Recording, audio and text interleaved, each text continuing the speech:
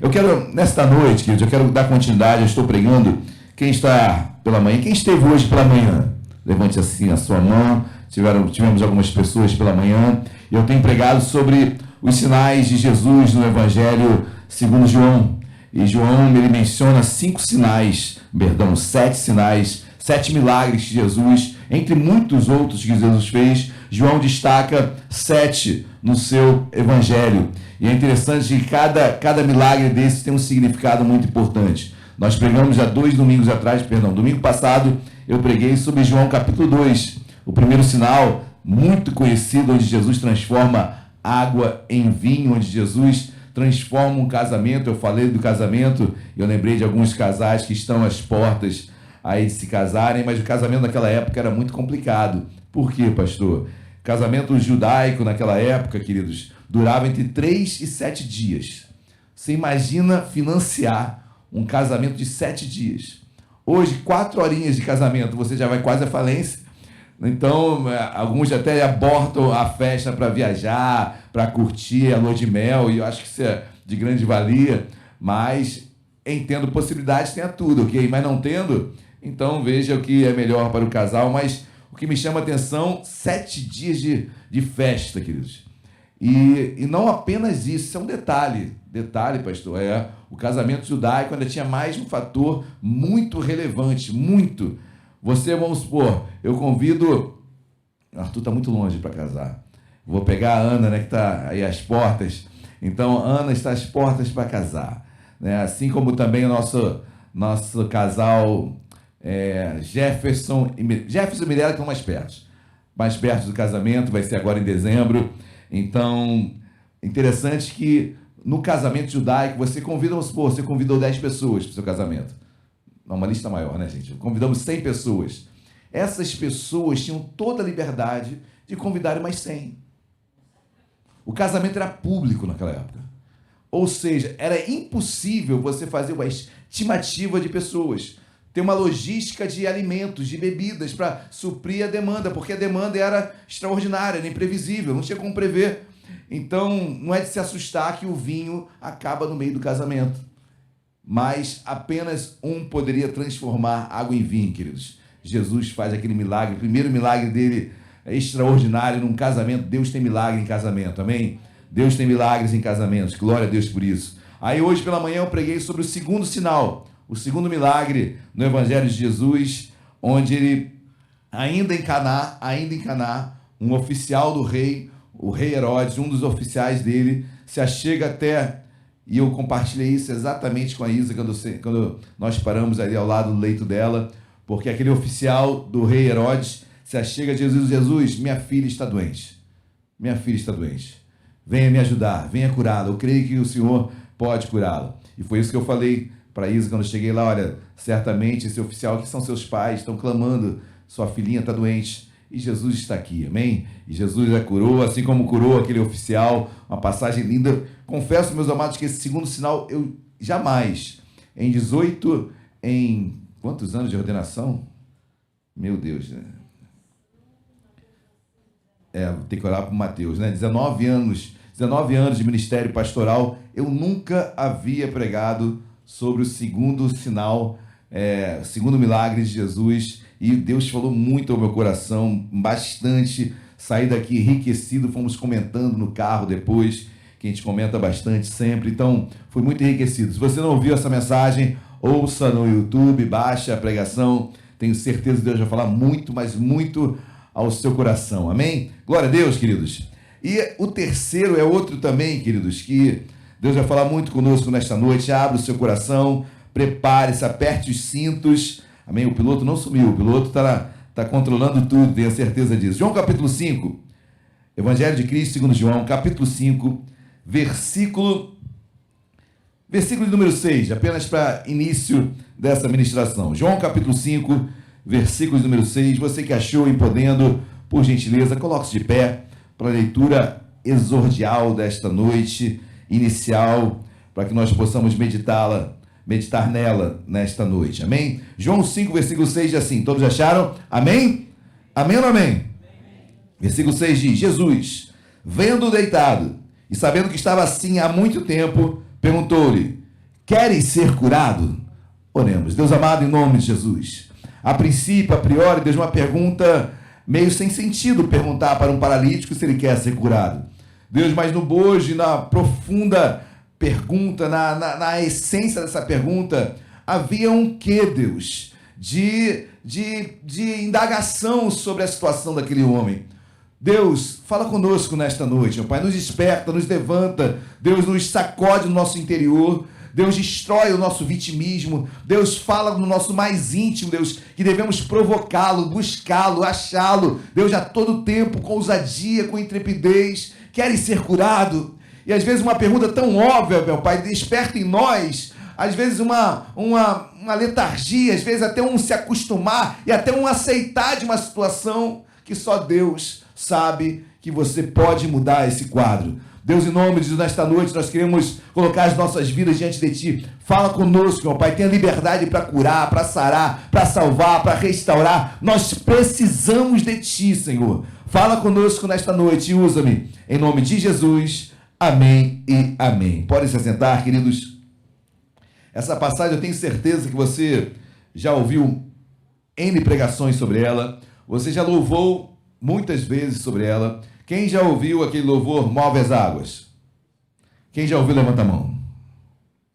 Eu não vou continuar essa pergunta porque eu sei, talvez você, a partir dessa pregação, você nunca mais louve esse louvor, amém? Mas eu quero deixá-lo à vontade também. Ah, pastor, eu quero continuar louvando, amém? Mas eu quero trazer você para as Escrituras para talvez pensar 2 vezes quando for louvar esse cântico. Mas João capítulo 5, versículo 1, olha que interessante, queridos. João capítulo 5, versículo 1 diz assim: passadas estas coisas, eu quero parar aqui, amém? Para nós meditarmos. Que coisas foram essas que se passaram até o capítulo 5? Muitas coisas, queridos.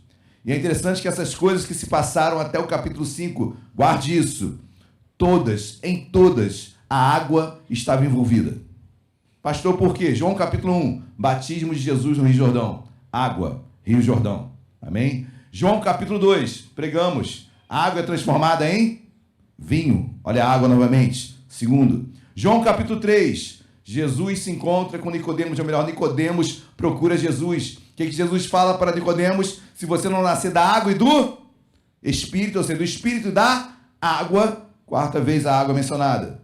Amém? Em João capítulo 4, que nós conhecemos tão bem, Jesus encontra aquela mulher samaritana no poço de Jacó, e Jesus fala para aquela mulher: se tu soubesse quem é que te pede água, tu que me pedirias água, eu lhe daria água, e água viva, ou seja, água, uma palavra transformadora na sua vida. Ou seja, em todas essas coisas, em passar essas coisas, sempre o elemento água estava envolvido.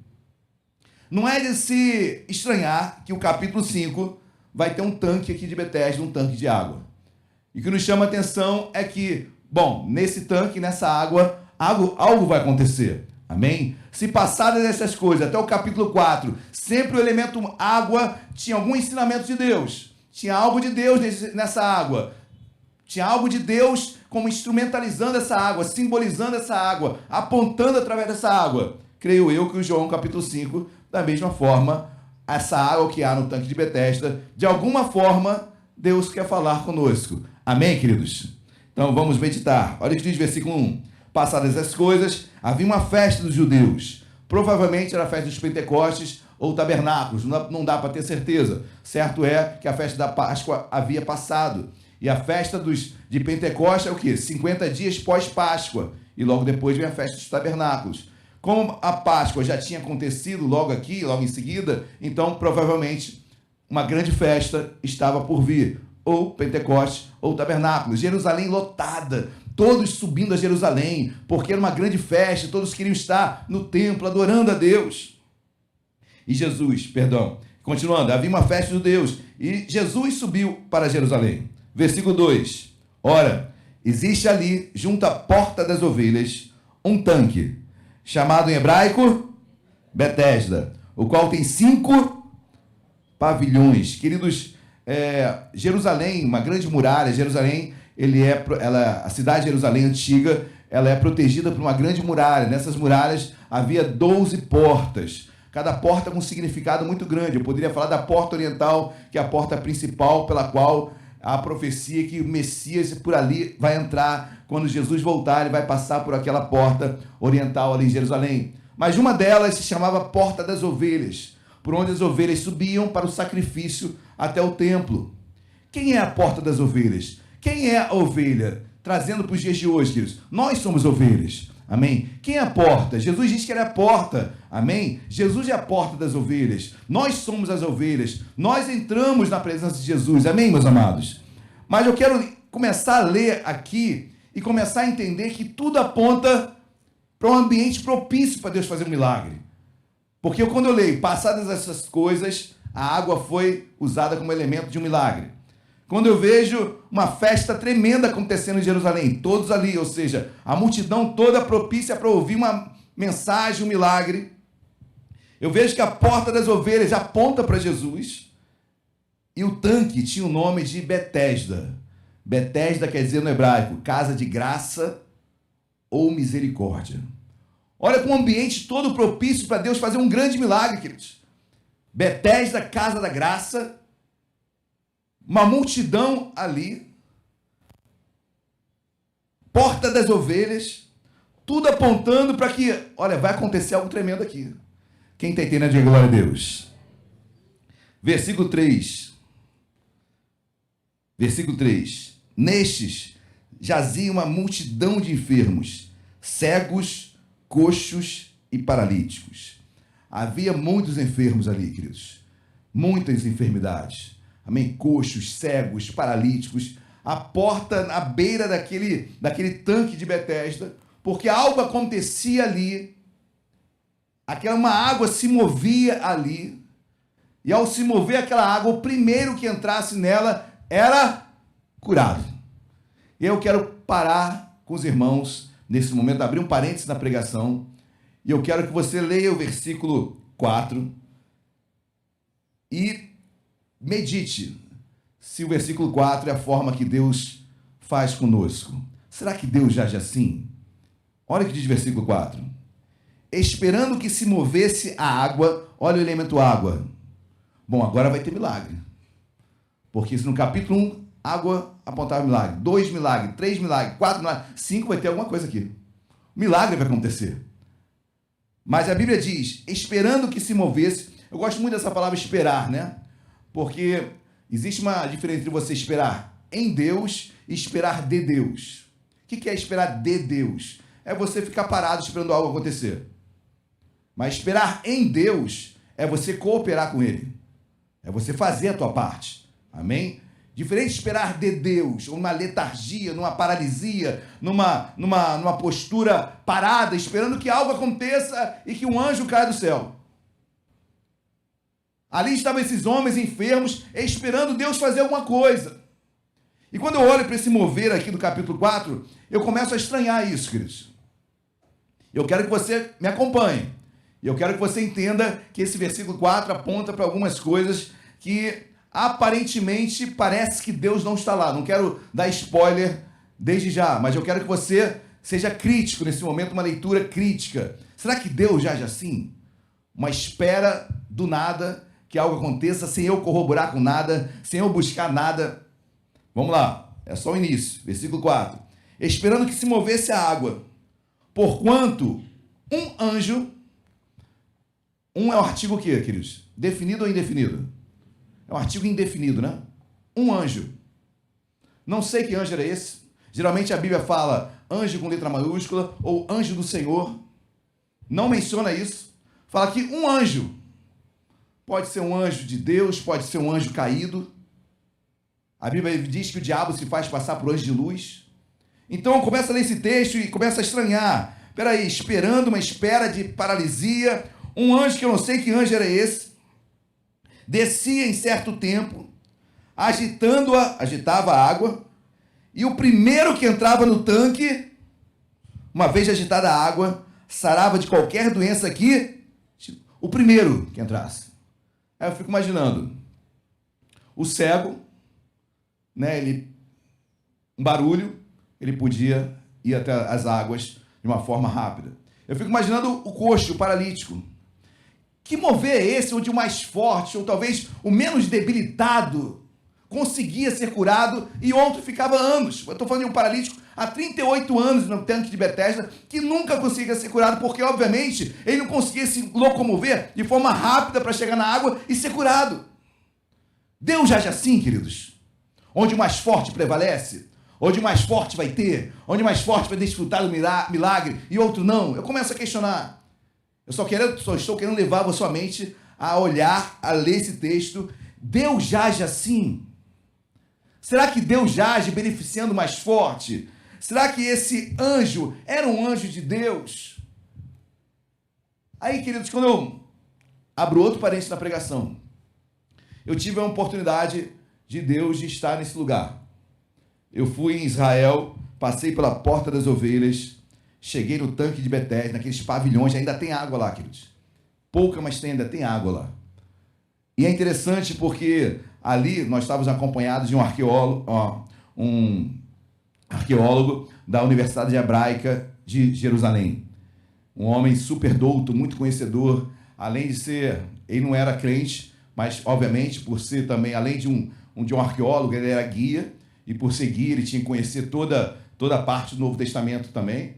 Por mais que ele fosse judeu e não cresce no Novo, ele tinha que saber, porque ele estava recebendo um grupo de brasileiros.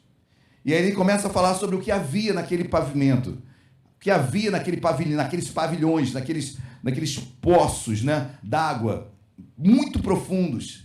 E nas escavações que foram feitas ali, arqueólogos escavando, acharam um lugar de culto. Dentro de um poço daqueles havia um lugar de culto. E no lugar de culto também havia objetos.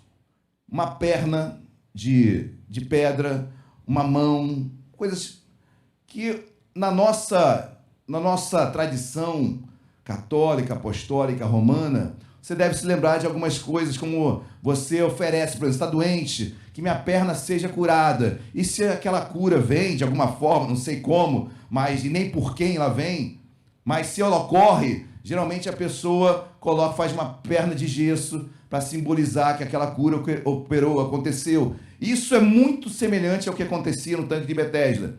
E o culto ali, no tanque de Betesda, era a um deus grego chamado Asclépios, ou em latim, Esculápio, que talvez você se lembre agora. Porque Esculápio é o sinal da medicina, aquela serpente que envolve uma haste. Esse é o sinal da medicina. Você for ver qualquer curso, qualquer faculdade de medicina, você vai ver aquele símbolo, camisa, a haste e uma serpente envolvendo.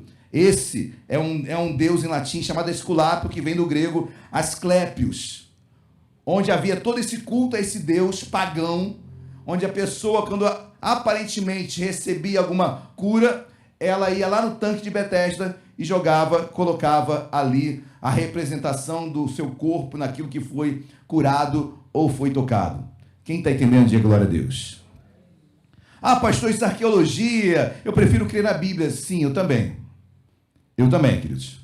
Mas o que me chama a atenção é que no capítulo 1, Jesus aproveitou a água para falar de milagres. No 2, Jesus também. No 3 e no 4, sempre a água esteve de alguma forma apontando, instrumentalizando milagres. Quando chega no capítulo 5, tudo propício, Jesus não menciona e não faz nada com essa água. Jesus não usa em momento algum, não aponta para ela em momento algum, não se reporta a ela. Jesus não fala nada sobre aquele tanque. Seria interessante, Jesus podia pegar, poxa, pastor, seria bonito, né? Se Jesus pegasse aquele paralítico e levasse ele até a água quando ela se movesse. Não fez isso. Poxa, pastor, seria interessante se Jesus pegasse um balde d'água, talvez, quando a água se movesse, e jogasse no paralítico e seria curado. Jesus não fez isso. Aquela água ali que se movia, e o move as águas que nós cantamos, não sei que anjo é esse que movia, é uma água que Jesus não se meteu, não usou. Muito pelo contrário. Olha que diz versículo 5. Estava ali um homem enfermo, havia 38 anos. 38 anos esperando que Betesda, que é a casa de graça, que ele nunca recebeu graça. Esse anjo que aparecia uma vez ou outra e movia as águas, que era seletivo. Um anjo que abençoava apenas os mais fortes. Que anjo é esse? Que mover é esse? Que água movida é essa? Será que Deus está aqui? Deus não estava nisso, queridos. Jesus não interage de forma alguma com essa água. Um homem de 38 anos, no lugar onde tem o nome de casa de misericórdia, mas não havia misericórdia nenhuma. No lugar chamado Betesda, casa de graça, e não havia graça nenhuma. Pelo contrário, graça é favor imerecido. Aqui acontecia, curado era quem merecia, quem era mais forte, quem saía na frente, quem tinha uma debilidade física menor e conseguia correr mais rápido e se jogar na água. E o paralítico, 38 anos? Será que alguém iria ajudá-lo para ele ir até a água? Não, cada um queria pensar no seu. Cada um queria a sua cura. Então, quando eu leio esse texto, queridos, eu começo já a meditar, e é bom isso para a igreja crescer espiritualmente em conhecimento, queridos. Eu não vejo Deus nessas águas. Eu não vejo Deus movendo águas aqui. Eu vejo umas águas sendo movidas por um ser que, pelo contexto, Deus não está aqui, queridos. E quando eu fui em Jerusalém, quando eu vi aquele arqueólogo falando, queridos, olha, quase chorei ali de entendimento, de alegria, porque eu sempre desconfiei desse texto. Sempre desconfiei. Desde a nossa antiga igreja, nós olhávamos esse texto. Deus não está aqui, não é possível. Nos 4 capítulos, Deus usa a água. E quando chega no capítulo 5, nada faz com essa água. Muito pelo contrário. Que anjo é esse? E um homem, 38 anos, queridos. Se Jesus não aparecesse ali, aquele homem ia morrer ali. Quem está entendendo, diga glória a Deus. Versículo 6. Jesus. Repita comigo. Jesus, vendo-o deitado, pegou um balde d'água e jogou nele. Pegou-o no colo e levou até as águas. Não. Jesus viu aquele homem de uma forma que ninguém jamais o viu. Todos passavam direto por ele. Eu fico imaginando quantos talvez até passaram literalmente por cima dele para alcançar um milagre. Quantos talvez seguraram ele? Quantos talvez maltrataram aquele homem? Quantos não zombaram daquele homem? Jesus viu aquele homem. Jesus viu que ninguém via. Jesus dá valor a quem não tem valor. Jesus olha de uma forma extraordinária sobre aquele que não teve talvez o olhar de ninguém. Jesus nos vê, queridos. Jesus te vê nesta noite. Amém? Talvez teu pai não veja, tua mãe não veja, talvez seu amigo não veja, talvez aquele que você tenha uma tamanha consideração não o veja, não a veja da forma com a qual você gostaria que fosse vista, mas Jesus te vê. Glória a Deus por isso, amém, queridos? Jesus viu aquele homem, Jesus viu a estrutura daquele homem, porque a Bíblia diz, olha, Jesus, versículo 6, Jesus vendo-o deitado, vendo-o prostrado. Queridos, aquilo ali não era apenas uma paralisia física. Aquele homem estava prostrado emocionalmente. Aquele homem não tinha esperança mais.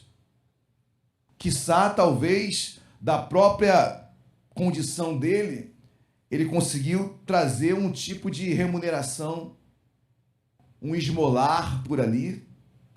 Talvez aquela situação se tornou tão ordinária, no sentido tão costumeira, que ele, a partir dela, tentou usufruir alguma coisa de boa daquela situação, se acostumando e aceitando-a. Será que isso às vezes também não acontece com a gente, queridos? Aí você talvez vai entender a pergunta, querem ser curado? Porque às vezes nós não queremos, por mais difícil que seja assumir isso, porque enquanto eu estou assim eu tenho atenção, enquanto eu estou assim eu consigo acessar outras pessoas. São perguntas que mexem com a gente. Porque quer ser curado? Um paralítico, é óbvio, Jesus, que ele quer. Não, peraí. Tem alguma coisa por trás aí. Talvez esse homem não quisesse mais nada na vida. Talvez ele não tivesse mais esperança de nada. Talvez ele não queria receber mais uma palavra de mentirosa. Ele não queria ver mais uma água se movendo e nunca acessando essa água. Sempre se frustrando, sempre vendo outros sendo beneficiados. E ele não. Nós ficamos assim, queridos. Quando você vê outros conquistando e você não. Outros conseguindo e você não. nos abatemos e às vezes até aceitamos a nossa condição. Eu não vou ter mesmo. É a síndrome de Gabriela, né? Nasci assim, vou morrer assim. Afinal de contas, olha de onde eu vim, olha onde eu estou, o contexto de vida. Tem outros que rompem isso. Tem outros que rompem. Tem outros que fazem das limitações força para fazer mais, para vencer mais, para lutar mais, para caminhar mais. Ninguém está deixando de admitir situações desiguais, queridos. Mas também não deixamos de admitir que tem pessoas que rompem. Tem pessoas que conseguem realmente dar um salto na sua vida, em qualquer área, queridos. Mas esse homem, agora Jesus o vê deitado, prostrado, não apenas fisicamente, mas também nas suas emoções. Assim como Deus nos vê, versículo 6. Jesus vendo deitado e sabendo que estava assim há muito. Jesus sabia que ele estava assim há muito tempo, queridos. Jesus sabe o que você tem passado. Amém? Jesus sabe o que nós temos passado. Jesus sabe quais são as nossas mazelas e dificuldades. Ele sabe. Amém, meus amados? Você pensa que Jesus viu esse homem pela primeira vez agora aqui? Você quer me convencer que Jesus nunca passou por Jerusalém? E nunca passou por esse tanque de Betesda? E nunca viu esse homem de 38 anos? Até porque Jesus tinha 30, contemporâneo desse homem. Eu não sei quantos anos tinha esse homem, queridos. A Bíblia diz que 38 anos ele estava paralítico. Eu não sei se ele nasceu assim, eu não sei se ele sofreu um acidente, eu não sei quantos anos ele tinha, mas 38 anos de paralisia. Jesus tinha 30 anos aqui. Queridos, tudo tem um tempo certo para acontecer. Tudo tem um tempo certo para acontecer. Tudo tem um tempo certo para acontecer. Guarde isso, teu milagre vai chegar. Tem uma hora que Jesus olha para ele, para aquele camarada, olha, eu tenho visto, eu sei o que você tem passado. Eu sei a tua dor. Eu sei a tua insatisfação, é a tua queixa de ver o mais forte prevalecer, de ver você sendo deixado de lado. Eu sei. E Jesus diz mais, versículo 6, Jesus vendo deitado e sabendo que estava assim há muito tempo, perguntou-lhe, queres ser curado? É a pergunta que Deus faz para nós nesta noite, queridos. Queres ser curado? Em qualquer área da tua vida. Seja física, emocional, espiritual, você quer ser curado? Porque, preste atenção numa coisa, queridos.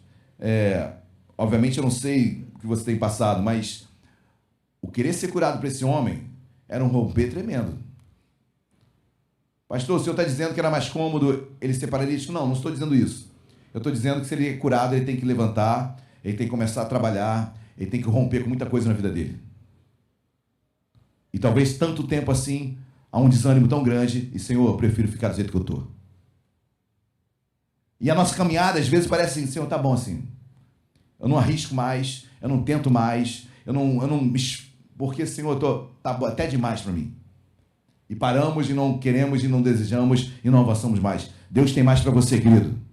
Em nome de Jesus, amém? Não pare, em nome de Jesus. Não cesse de buscar, não cesse de estudar, não cesse de trabalhar, não cesse de se esmerar mais e mais em qualquer área da tua vida. Deus tem melhor para você, espiritual, emocional, material. Deus tem mais para nós. Amém? Querem ser curado? Aí o versículo 7, olha o que ele responde, queridos. A resposta era simples, né? Qual era a resposta? Sim. Qual seria a resposta? Sim, quero. Lembra do cego Bartimeu? Sim, quero.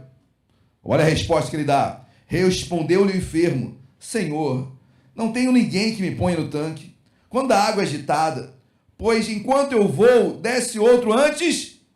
Eu não perguntei isso. Jesus não estava perguntando isso. Jesus não perguntou o que impedia ele de se achegar até a água quando ela era movida, porque Jesus não estava nem aí para aquela água. Aquela água era um mover estranho, um mover seletista, um mover discriminatório. Jesus não estava preocupado com aquela água. Jesus queria ouvir um sim. Uma resposta tão simples, mas ao mesmo tempo tão difícil de ser dita, porque o sim leva consigo mudança. O romper de algo. Senhor, eu quero a Ti, Senhor. Eu quero Cristo. Eu quero seguir a Cristo. Glória a Deus. Só que no pacote tem renúncia, no pacote tem santidade, no pacote tem abrir mão de situações que tua alma deseja, mas você sabe que não agrada a Deus. Não agrada. Seguir a Deus todo mundo quer falar, mas por si, o que está por trás, no bojo disso tudo, tem muita renúncia, querido, e vale a pena. Vale a pena. Vale a pena, não é fácil. Certamente, querem ser curado? Querem ser curado? E agora eu não falo mais de enfermidade física, queridos. Quer ser curado? Pastor, eu quero ser curado. Eu quero ser curado. Nós queremos ser curados. Amém, queridos? Com isso, você vai ter que mudar. Você vai ter que andar diferente. Você vai ter que olhar diferente. Você vai ter que ser transformado. Com isso, talvez alguns não deem mais tanto crédito para você. Talvez amigos você perca nessa caminhada. Talvez algumas propostas não venham mais para você. Talvez pessoas virem o rosto para você. Talvez você não tenha mais aquele aplauso que você sempre teve.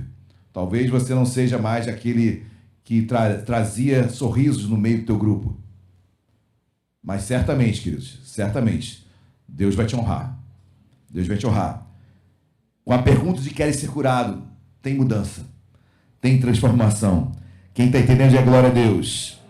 Mas ele não entende, né, queridos? Ele só dá desculpas. Eu não tenho ninguém para me levar. Quando a água é movida, não tem ninguém que possa me levar no colo, não tem como chegar na água. Só dá motivo, só dá desculpa. Eu não perguntei isso.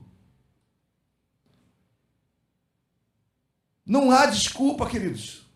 Não há desculpas. O que há é um coração decidido. Se tiver um coração decidido, as coisas se rompem. Tua vida muda, tua estrutura muda, tua casa muda, tua família muda. Se você decidir, tem mudança. Tem mudança. Tenha certeza disso. Aí o versículo 8 diz: eu amo Jesus, queridos, porque outro já tinha virado as costas. Pô, tô aqui, tu tá há 38 anos. Eu sou Jesus, eu posso mudar a tua história. Você quer ser curado? Não. Versículo 8. Então lhe disse Jesus: levanta-te, toma o teu leito e anda. Glória a Deus, igreja. Jesus não falou, vai lá que eu seguro todo mundo aqui e você pula na água.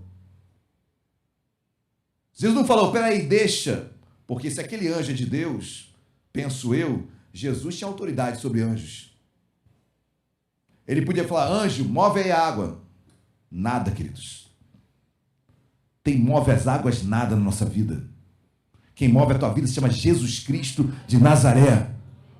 Levanta e anda. Em outras palavras, olha, homem, 38 anos parado, não tem desculpa, levanta, anda. Como levantar um paralítico, queridos?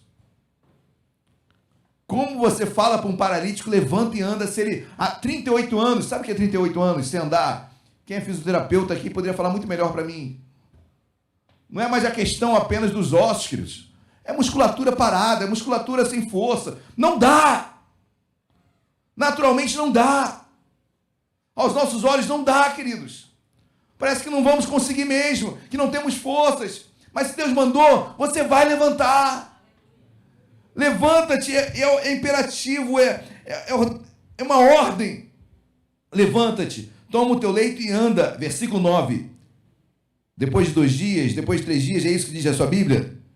Versículo 9. Imediatamente o homem se viu curado.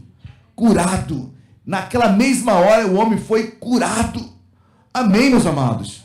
Creia nisso em nome de Jesus. Algo tem que se romper, tem que levantar sem ter força. Tem que levantar sem ter músculo. Tem que levantar sem ter vontade.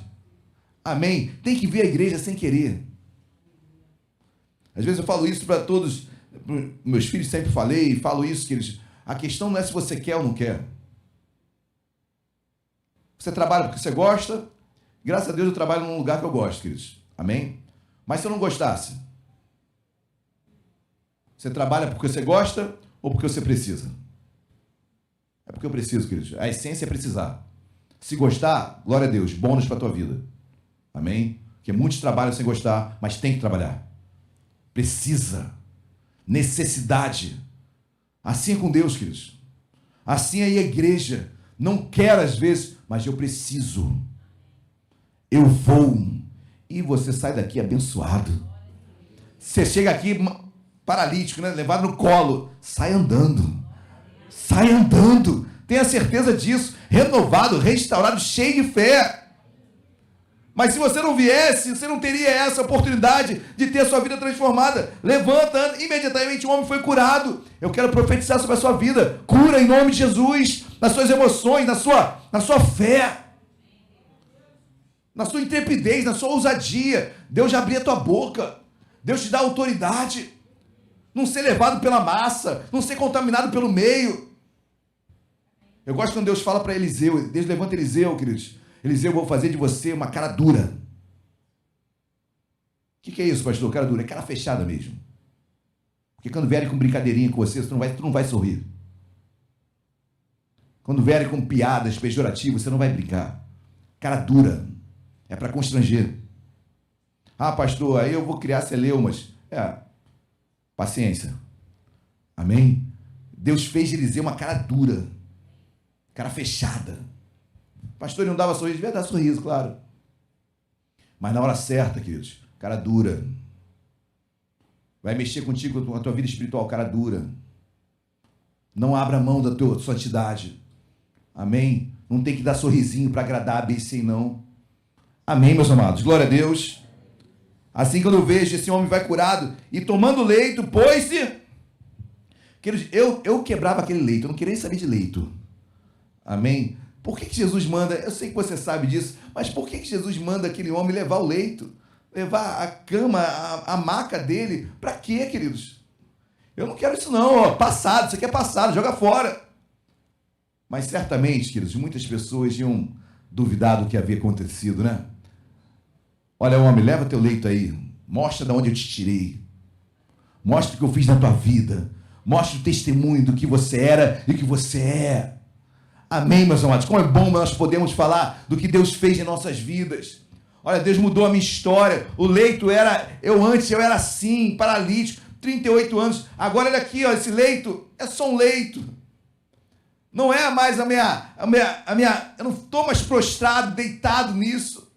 Agora eu ando, agora eu estou caminhando, agora eu estou curado. Amém, meus amados? Glória a Deus. Versículo 9. Imediatamente o homem se viu curado e tomando o leito, pôs-se a andar. E aquele dia era sábado. Amém, queridos? Terceiro milagre de Jesus, presenciado por João. Aquele homem, 38 anos, esperando um miserável de um anjo endemoniado mover aquela água. Quantas vezes, queridos, eu me converti com Luciana pregando para mim Pregou muito, né, Lu? Aguentou muita coisa, né, Lu? Meu Deus do céu.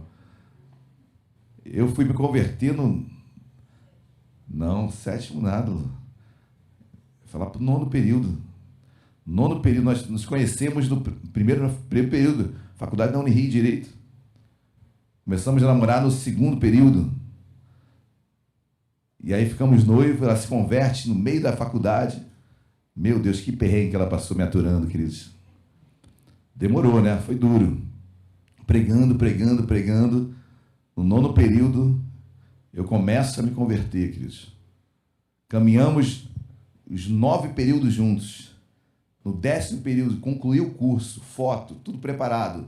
Luciana, nós nos separamos. Porque ela deu um basta, né? Você é hipócrita ou você vai seguir? Não nos formamos juntos, queridos. Na foto estamos separados. 9 períodos. 9 períodos são 3 anos e meio, né? 3 anos e meio. Perdão. São 4 anos e meio. Estudando junto.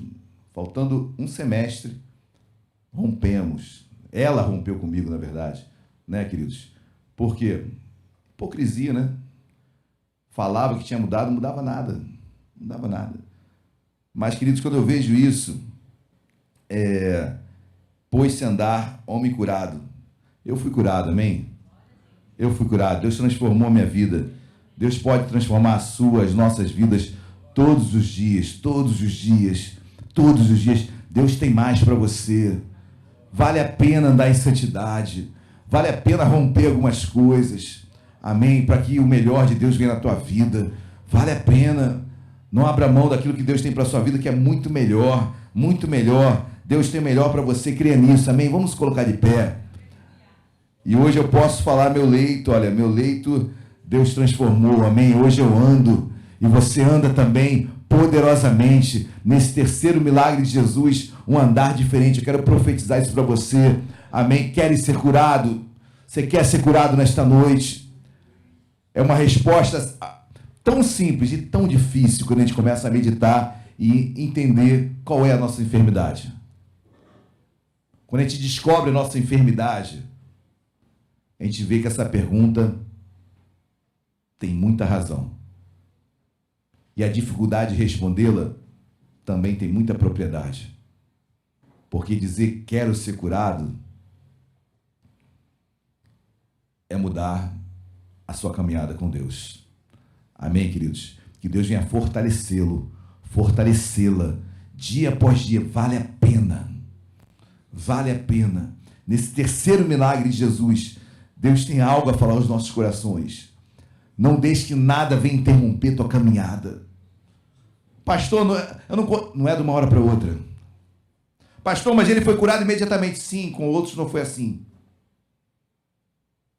Jesus encontra um cego, cospe no chão, joga no olho dele. E aquele cego começa a enxergar um pouquinho. E Jesus pergunta, está curado? Está enxergando bem? Não, só vejo tudo árvore. Depois Jesus vai de novo e esse homem é curado. Enxerga bem. Nem todas as coisas acontecem imediatamente. Não se condene em nome de Jesus, amém, queridos? Todos nós temos erros e falhas. Todos nós. Mas tem uma coisa em nós que nos distingue dos demais. Nós não deixamos de persistir. Nós não deixamos de adorar a Deus, não deixamos de buscar a Deus. Senhor, não estou conseguindo da forma plena, mas estou buscando. Vou conseguir. Esse anseio tem que estar em nossos corações, querido. Se houver isso em você, você é um homem ou uma mulher de Deus. Eu não estou falando de perfeição, estou falando de quem busca a perfeição. Eu não estou falando de alcançar, estou falando de buscar. Amém? Que Deus renove tuas forças, que Deus te encha de esperança e de fé. Amém? Feche seus olhos. Quero olhar para a tua vida, coloca a mão no seu coração. Deus amado, em nome de Jesus, já poder no teu nome, Deus. Deus, quantas mentiras e engodos surgem na nossa caminhada. Quantos anjos do inferno, Senhor, aparecem em nossas vidas. Quantos moveres especiais, porque ali está se movendo, ali tem um mover especial, está amarrado em nome de Jesus. Eu creio no Cristo que eu vivo. Eu creio naquele que possa estar no meio do fogo, mas está no meio de uma brisa suave. Nós temos um Deus poderoso, um Deus que nos ama e que sabe qual é a nossa fraqueza, que nos vê, que nos ajuda em nossas fraquezas, que vai até nós, como foi naquele homem. Ninguém foi até ele, Jesus foi. Jesus está aqui, ele vai até você, vai até as tuas mazelas e necessidades. Ele não se esqueceu de você. Vale a pena confiar, meu amado e minha amada. Não desista da tua caminhada. Não olhe para trás, continue. Pastor, não consegui tudo que eu queria. Pois bem, permaneça. Pastor, eu não consigo romper com tudo. Pois bem, continue caminhando. Deus é fiel e você é aquele homem, aquela mulher que não desiste. Até o dia que Deus falar, quer ser curado? E você fala, Senhor, eu quero. Senhor, eu sei que vai exigir de mim algumas mudanças, eu sei que vai exigir de mim algumas posturas, mas Senhor, eu quero. Me ajuda nessa transformação, nessa mudança, me ajuda nesse caminhar. E as portas vão se abrir em nome de Jesus. A porta que Deus abre, ninguém fecha. Vale a pena confiar em Deus. Vale a pena. Aquilo que você não entende agora, queridos, vai entender mais tarde. Jesus, nós tomamos posse nesta noite. Abençoa o teu povo que aqui está, Senhor. Fortalece-o nas tomadas de decisões. Porque responder quer ser curado é tomar decisão. É romper, Senhor. É decidir. É ir além, Senhor. E eu te peço, fortaleça esse homem, essa mulher nesta noite, em nome de Jesus. Não é o fim. Tinham decretado a morte praticamente daquele homem há 38 anos ali, numa pseudo-esperança de um anjo que se movia. Senhor, nós repreendemos esse mover de águas. Nós queremos água viva, que é Jesus Cristo de Nazaré. Senhor, transforma as nossas vidas, porque nós queremos dizer sim para a tua pergunta. Abençoa o teu povo nesta noite, Senhor, que decide por sim nesta noite. Querem ser curados? Sim. Eu decido, nós decidimos, Senhor. Ajuda-nos nesta resposta, que não é fácil, mas vale a pena e é transformadora. Em nome de Jesus. Amém e amém. Você crê nisso? Dê uma linda salva de palmas a Jesus. Glória a Deus, queridos. Glória a Deus.